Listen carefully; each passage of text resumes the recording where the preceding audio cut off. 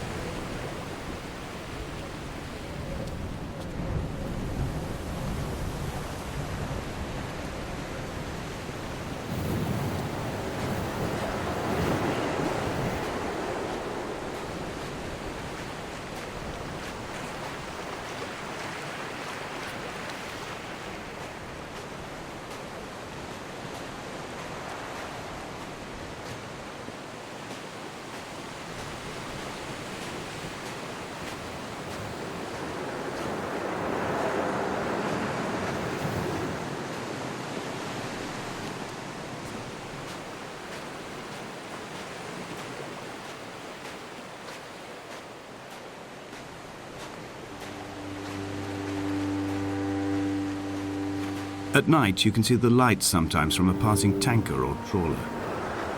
From up on the cliffs, they are mundane. But down here, they fugue into ambiguity. For instance, I cannot readily tell if they belong above or below the waves. The distinction now seems banal. Why not everything and all at once? There's nothing better to do here than indulge in contradictions whilst waiting for the fabric of life to unravel.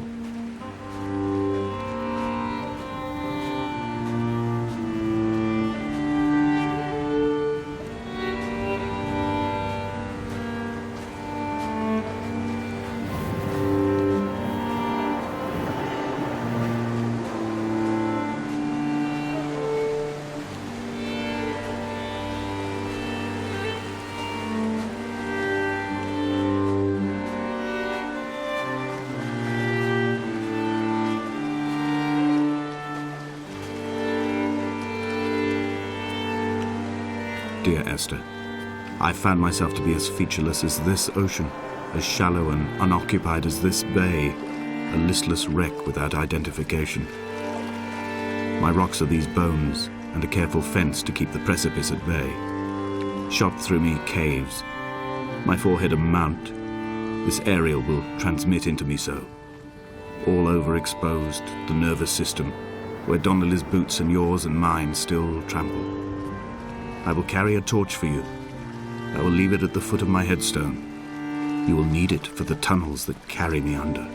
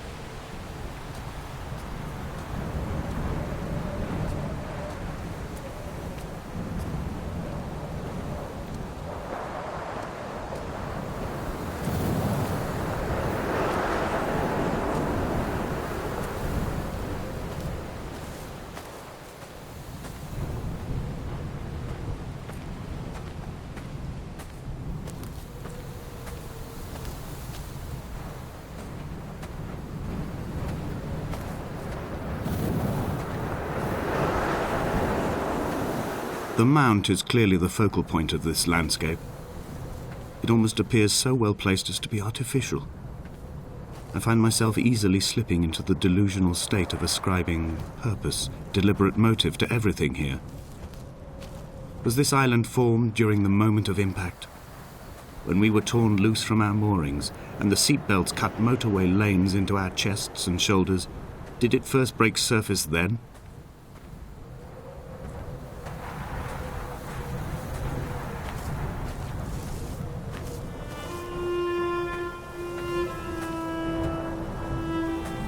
When someone had died or was dying, or was so ill they gave up what little hope they could sacrifice, they cut parallel lines into the cliff, exposing the white chalk beneath. You could see them from the mainland or the fishing boats, and know to send aid or impose a cordon of protection, and wait a generation until whatever pestilence stalked the cliff paths died along with its hosts. My lines are just for this: to keep any would-be rescuers at bay. The infection is not simply of the flesh.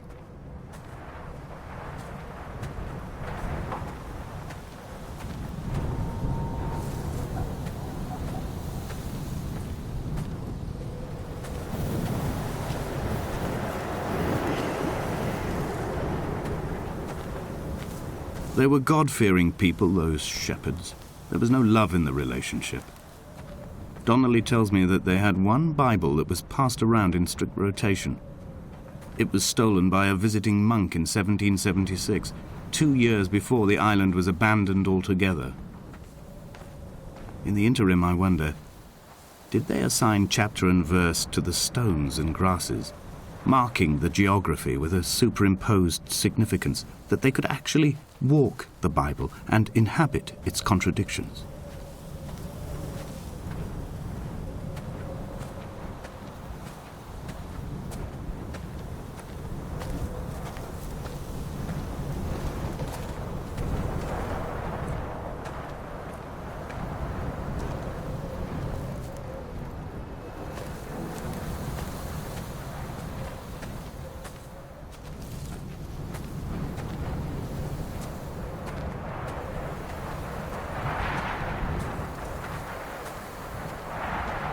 Dear Esther, I met Paul. I made my own little pilgrimage. My Damascus, a small semi-detached on the outskirts of Wolverhampton. We drank coffee in his kitchen and tried to connect to one another. Although he knew I hadn't come in search of an apology, reason or retribution, he still spiraled in panic, thrown high and lucid by his own dented bonnet. Responsibility had made him old. Like us, he'd already passed beyond any conceivable boundary of life.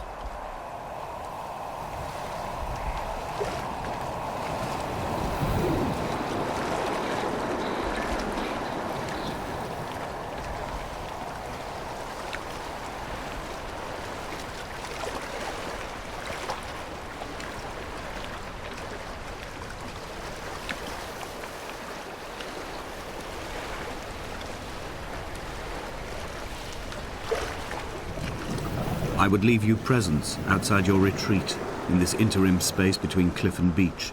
I would leave you loaves and fishes, but the fish stocks have been depleted and I've run out of bread. I would row you back to your homeland in a bottomless boat, but I fear we would both be driven mad by the chatter of the sea creatures.